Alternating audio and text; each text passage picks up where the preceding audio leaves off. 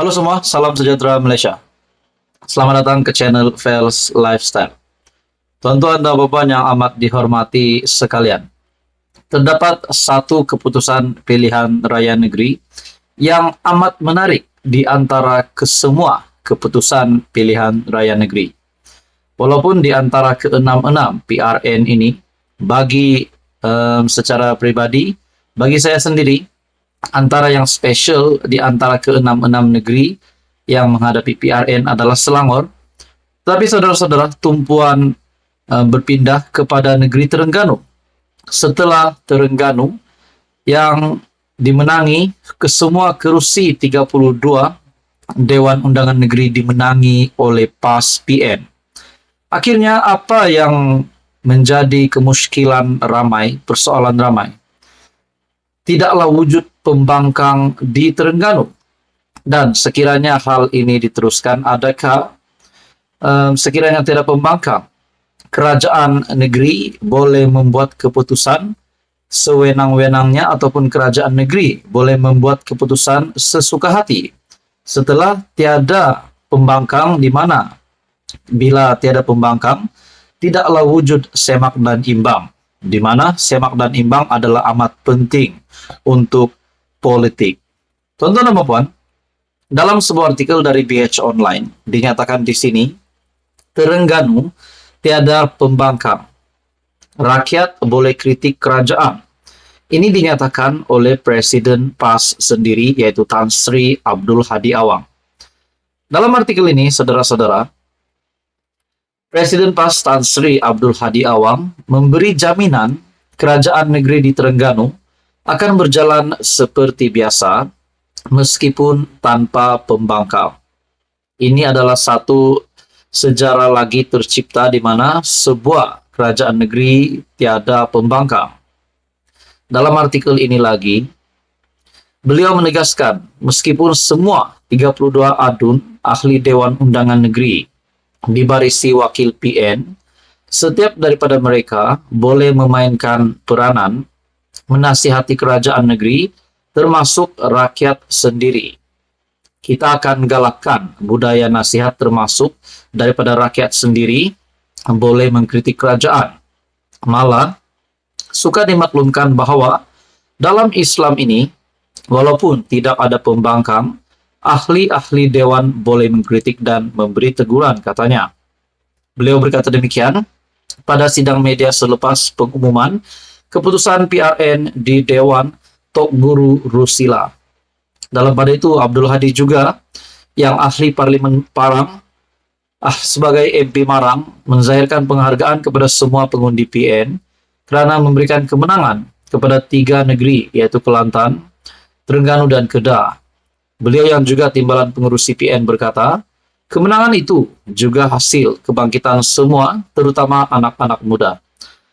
Malah saya lebih berbangga apabila bukan sahaja kekal memerintah Terengganu, malah berjaya menyapu bersih semua 32 kerusi DUN dan kerusi Parlimen Kuala Terengganu. Tuan-tuan dan puan, setelah perkara ini timbul di mana sebuah kerajaan negeri tidak mempunyai pembangkang, menurut hemat saya, apa yang saya lihat di sini, bila tidak ada pembangkang, maka tidaklah ada semak dan imbang. Walaupun rakyat mungkin boleh bersuara, tetapi pembangkang tidak ada. Jadi adakah apa yang disuarakan rakyat itu boleh mengalahkan apa keputusan yang diingini oleh kerajaan negeri setelah 32 kerusi adun di Terengganu dimenangi oleh PAS PN? Jadi menurut Anda pula, saudara-saudara, apa komen Anda berkaitan ini? Teruskan bersama di dalam channel ini untuk info yang seterusnya. Mohon bantu channel ini dengan menekan butang like, share, dan juga subscribe.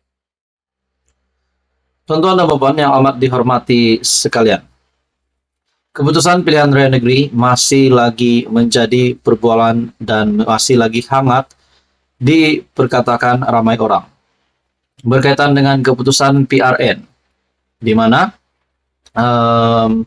keputusan adalah 3 sama, dan kita melihat PN menawan negeri yang memang menjadi kubu kuat PN, dan PHBN menawan Negeri Sembilan, Selangor, dan juga Pulau Pinang. Terdapat satu ulasan menarik berkaitan dengan PRN kali ini.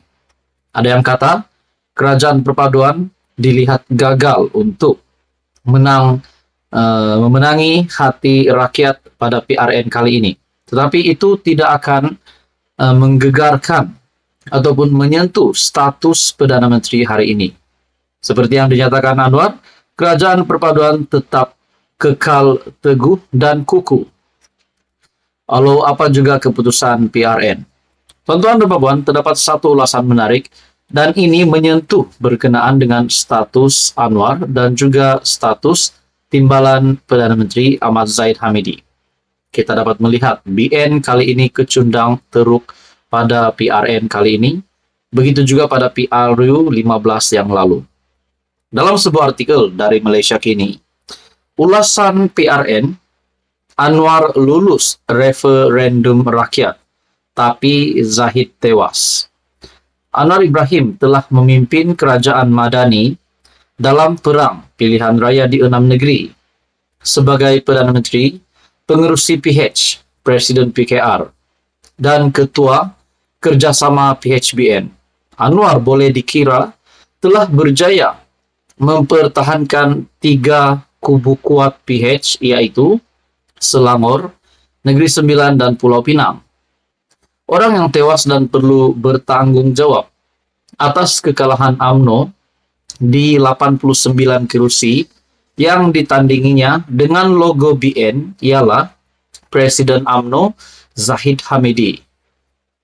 Anwar adalah panglima perang dalam PRN. Walaupun dia belum berjaya menembusi kubu PAS dan PN di Kelantan, Terengganu, dan Kedah, tetapi kejayaan Anwar mempertahankan 3 negeri yang menjadi kubu kuatnya adalah penting diiktiraf. Anwar sebagai PM, PH sebagai gabungan politik, dan PKR tidak tewas dalam PRN ini. Memang ada beberapa kawasan yang tumbang ke tangan PM. Tetapi secara strategik, 3 negeri dikuasai PH sebelum ini masih kekal. Ada hikmahnya keputusan PRN ini untuk disemak, dikaji, dan diteliti oleh Anwar, PH, dan PKR sebelum menghadapi PRU ke-16 yang lebih besar. Perkara paling penting untuk Anwar membuat persiapan menjelang PRU akan datang ialah untuk mendapatkan semula sokongan orang Melayu Islam yang jelas banyak berpindah kepada PN dalam PRN. Tuan-tuan dan puan, adakah dengan ulasan ini, saya mengambil tajuk ini yaitu Anwar lulus referendum rakyat tapi Zahid tewas. Adakah di sini Zahid Hamidi pula akan dipecat, akan meletakkan jawatan sebagai Presiden UMNO, akan meletakkan jawatan sebagai timbalan Perdana Menteri? Itu juga menjadi persoalan. Ada juga kata beberapa pemerhati politik yang lain.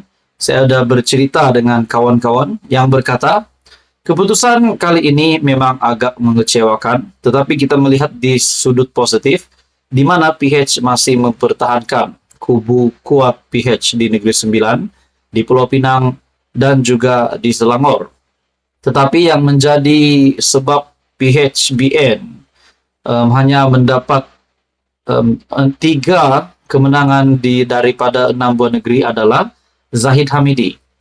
Begitu juga saudara-saudara, adakah dengan ini Zahid Hamidi pula yang akan meletakkan jawatan sebagai Presiden UMNO dan sebagai timbalan Perdana Menteri? Dan adakah untuk kepentingan UMNO pada masa akan datang, UMNO perlu dibubar dan UMNO perlu sekali lagi menaikkan nama parti tersebut? Nah, saudara-saudara, ulasan ini satu artikel dari Malaysia Kini, dan Hasan Karim ialah ahli parlimen Pasir Gudang dari PKR. Tulisan ini tidak semestinya mencerminkan pendirian Malaysia Kini. Ini adalah tulisan dari Hasan Karim, di mana beliau adalah ahli parlimen Pasir Gudang dari PKR, dan spekulasi mengenai jawatan Zahid Hamidi adalah hanya dibuat oleh admin. Jadi saudara-saudara, menurut Anda apa pula komen Anda? Teruskan bersama di dalam channel ini untuk info yang seterusnya.